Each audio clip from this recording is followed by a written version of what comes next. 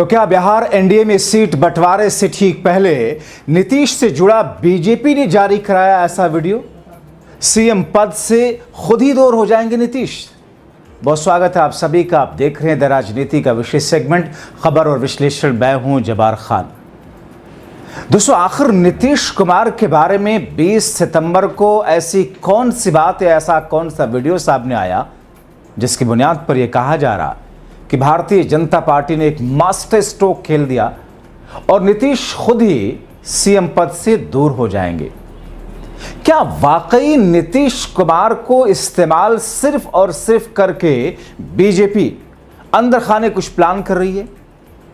क्या सीट बंटवारे से पहले ये जो कुछ हुआ एक साइकोलॉजिकल प्रेशर और प्रेशर टैक्टिक्स के तहत नीतीश के साथ ऐसा हो रहा है? क्या है पूरा मामला, विस्तार से आपको बताते हैं। दोस्तों, बिहार में विधानसभा चुनाव से पहले क्या बीजेपी ने कुछ ऐसा जाल बुना है ताकि चुनाव के बाद नीतीश वही करें जो बीजेपी चाहती है?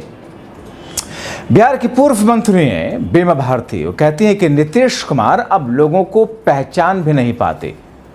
यानी कि नीतीश कुमार के स्वास्थ्य को लेकर के, नीतीश कुमार की सेहत को लेकर, उनकी बीमारी को लेकर के जिस किस्म की बातें बीते दिनों सामने आ रही थी और जिस तरीके से वीडियोस सामने आए, उन वीडियोस के आधार पर अब ऐसी खबरें सामने आ रही हैं कि साहब जानबूझ करके नीतीश को, उनकी छवि को धूमिल करने के लिए, उनकी इमेज को डेंट कराने के लिए यह सब सुनियोजित तरीका है। बीमा भारती अब ये कह रही हैं कि लोगों को नीतीश पहचान भी नहीं पाते, आधे घंटे में वो लोगों को भूल जाते हैं। इस बार के चुनाव में वो अपनी बेटी को भी मैदान में नहीं उतारेंगे। नीतीश कुमार के भविष्य को लेकर पूर्व मंत्री बीमा भारती ने कहा कि इस बार बदलाव होगा।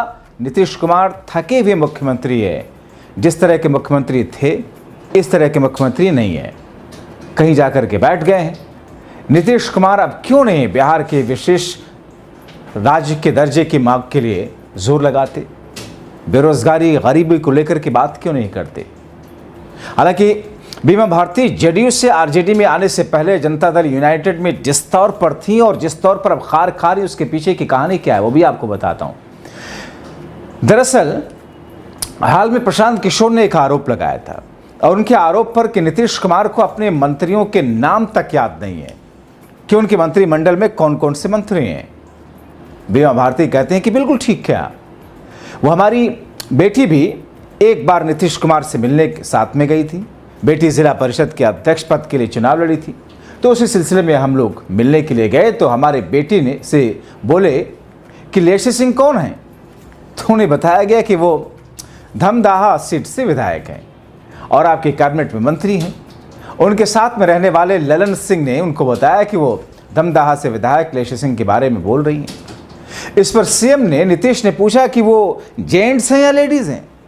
अब आप सोचिए दोस्तों, उनकी कैबिनेट में मंत्री हैं, उनकी पार्टी के नेता या फिर उनकी पार्टी, उनके दल के विधायक, ऐसे में उन्हें बताया गया उनका नाम और बताया गया कि मंत्री हैं, तो वो पूछते हैं कि वो पुरुष हैं या महिला हैं।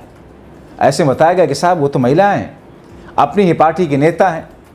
अब ऐसे उनकी हालत हो गई है, वो दावा करती हैं कि 1 घंटे के बाद आप जाएंगे तो आपको दोबारा वो पहचान नहीं पाएंगे कि आप कौन है। ये वाक़ा कई बार हो चुका है और कई बार वो कुछ भी आपको बोल देंगे। आप उनके पास गए, आप कहेंगे कि आप चले जाइए, फिर आधे घंटे के बाद वे फिर से मिलेंगे तो उन्हें याद ही नहीं रहता। ऐसे हालात में बिहार का विकास कैसे होगा? इसलिए बिहार की पूरी जनता मन बना चुकी है कि तेजस्वी यादव को लेकर के, उनका यह कहना है।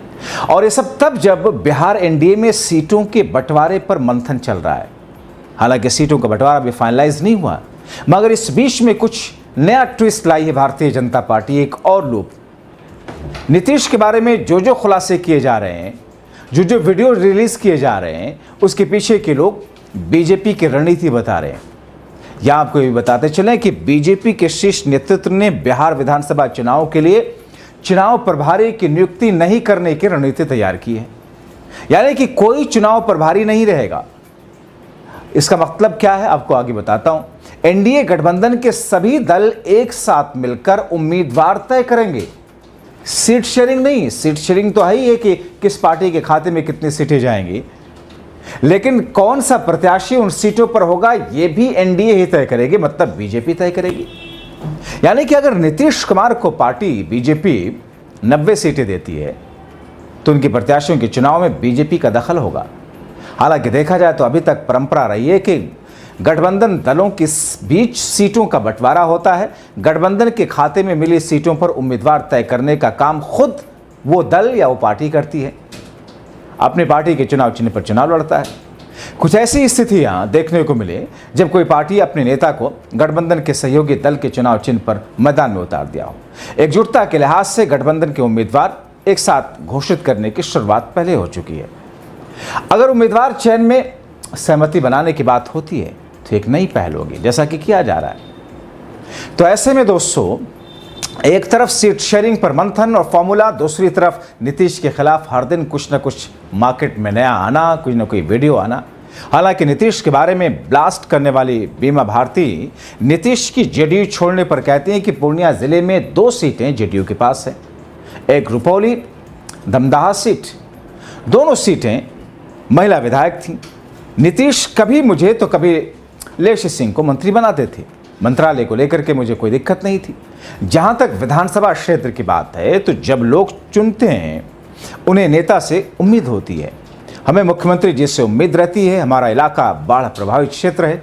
कई बार हमने बात को लेकर के मांग की। हर साल फसल बर्बाद होती है, सरकार की ओर से कुछ भी सुविधा नहीं दी गई। वहां पर किसको कोई लाभ नहीं दिया गया। हालांकि जब उनसे पूछा गया क्या इस बार चुनाव में अपनी बेटी को उतारेंगे, इस बारे में वो खामोशी बरतती, कहते कि साहब नहीं, बेटी को इस बार चुनाव में नहीं उतारेंगे। अभी मैं रुपौली सीट से चुनाव लड़ने की तैयारी में हूँ। कोई प्लान फिलहाल उन्होंने तैयार नहीं किया। दमदाहा सीट से लेश सिंह 5 बार के विधायक, वर्तमान में मंत्री हैं। उनके खिलाफ आरजेडी किस तरह का प्लान तैयार कर रही है? बीमा भारती कहती हैं कि इस बार दमदाहा में लालटेन जलेगी, मजबूती के साथ में गठबंधन का जो भी उम्मीदवार होगा उसे लड़ाया जाएगा, वो जरूर जीत करेगा। आपको बताएं कि साल 2015 में अपने पति को जेल से भगाने के आरोप पर बीमा भारती कहती हैं कि भागने का आरोप तो खामखा मीडिया का दिया हुआ है।